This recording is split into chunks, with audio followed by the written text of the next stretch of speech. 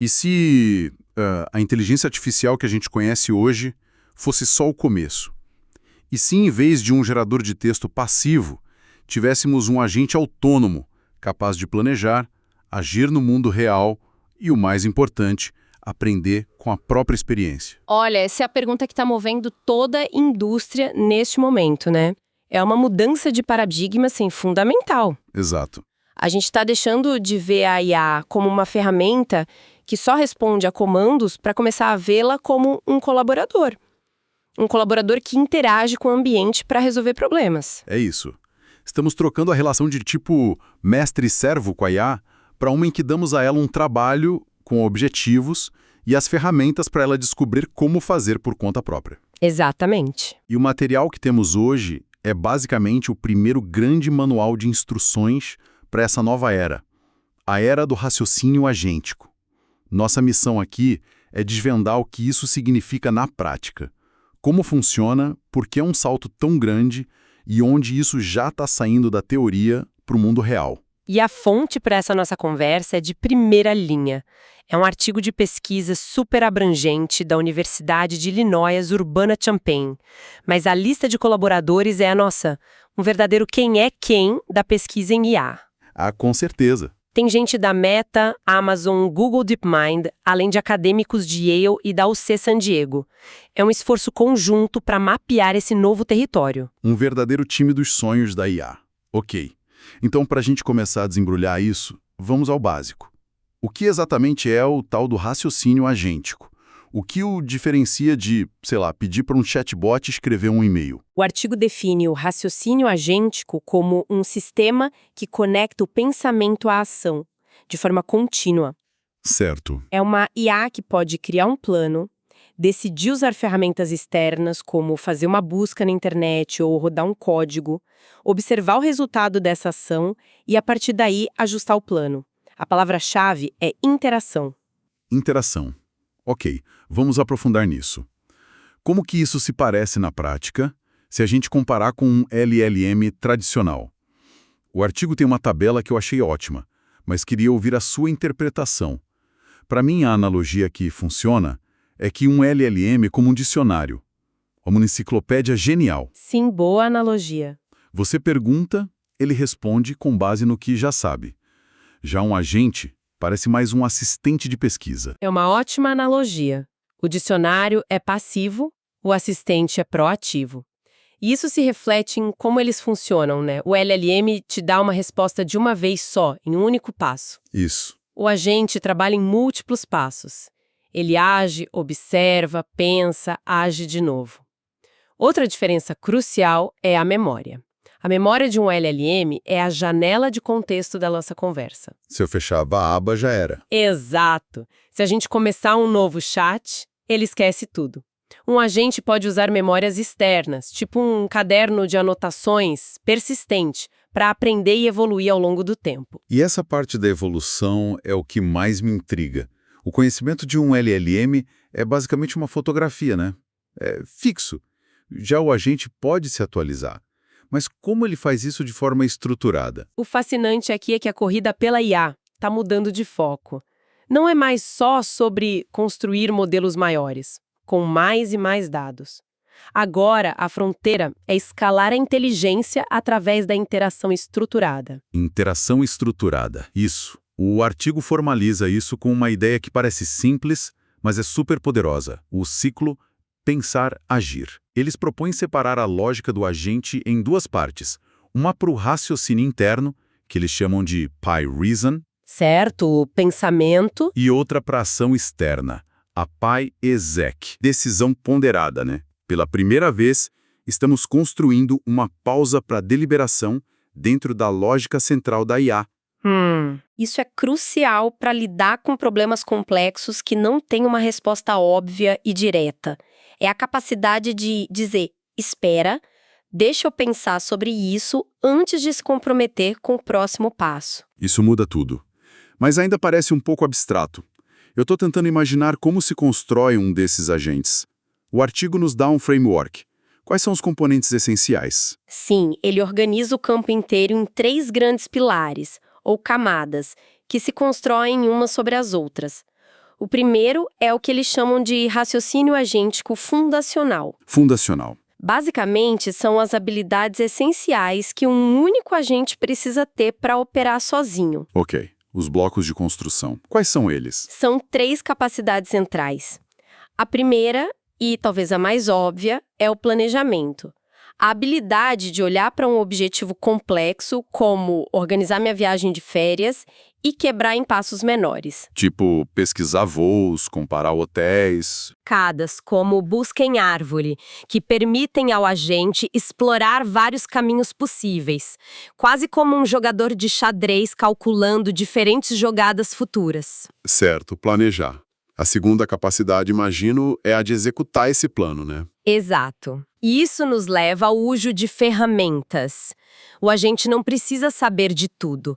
Ele só precisa saber onde encontrar a informação ou como executar uma tarefa específica. Ah, ok. Ele pode invocar ferramentas externas, uma calculadora para fazer contas, um buscador da web para pesquisar preços ou até uma API para reservar o voo diretamente. E a terceira capacidade? Se ele pode planejar e usar ferramentas, o que mais falta? Falta a capacidade de lidar com o inesperado, com a falta de informação. E aí entra a busca agêntica. É um tipo de pesquisa muito mais inteligente do que a gente faz no Google. Como assim? O agente decide ativamente quando ele precisa de mais informação, o que exatamente ele precisa perguntar e como formular essa pergunta com base no que ele já descobriu. É um processo dinâmico. Planejamento, ferramentas e busca. Isso me lembra um pouco o processo de cozinhar uma receita nova, sabe? Como? Você lê o passo, que é o planejamento, pega o batedor, que é o uso da ferramenta, aí percebe que não tem ovos e olha na geladeira, a busca agêntica. E aí tem que decidir se vai ao mercado ou procura um substituto. Essa é uma analogia perfeita. É exatamente esse ciclo. Tem um framework famoso chamado REACT que funciona assim. Ele intercala raciocínio, o reason, e ação, o action. REACT. O agente pensa, preciso saber o preço do voo. Então ele age usando a ferramenta de busca. Ele observa o resultado e então raciocina de novo. Ok, esse preço é bom, agora preciso verificar hotéis na mesma data. É esse ciclo constante que torna um comportamento do agente inteligente e adaptativo. Entendi. Um agente pode planejar e usar ferramentas, mas, sendo um pouco cético, isso ainda pode parecer um script muito sofisticado. A verdadeira mágica, imagino, acontece quando ele começa a aprender com os próprios erros, certo? Você tocou no ponto central, quando ele não apenas segue o plano, mas melhora o plano para a próxima vez. É isso. E isso nos leva diretamente ao segundo pilar, o raciocínio agêntico autoevolutivo. A ideia de que esses agentes não são estáticos, eles melhoram com a experiência. E isso acontece principalmente por 2 caminhos, feedback e memória. Vamos começar pelo feedback.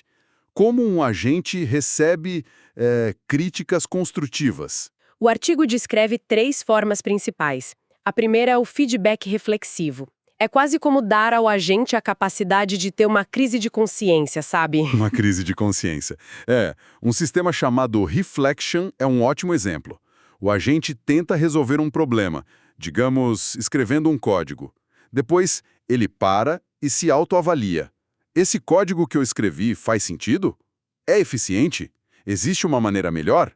Ele critica o próprio raciocínio e tenta de novo. É uma IA com uma dose de autocrítica. Gostei disso. Quais são as outras formas? A segunda é mais profunda. Pense nela como aprender a lição de verdade.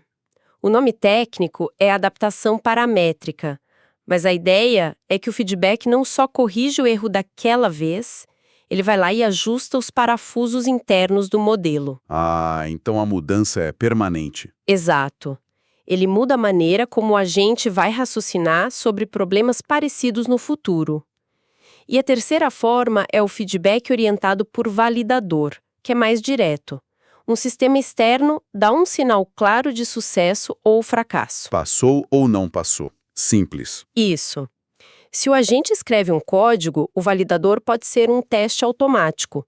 O agente continua tentando até o sinal ficar verde. Certo. E onde toda essa aprendizagem, todas essas lições são armazenadas?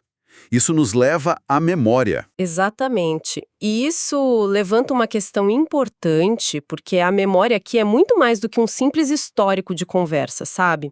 Em sistemas como o Memory Agent, a memória é um recurso ativo.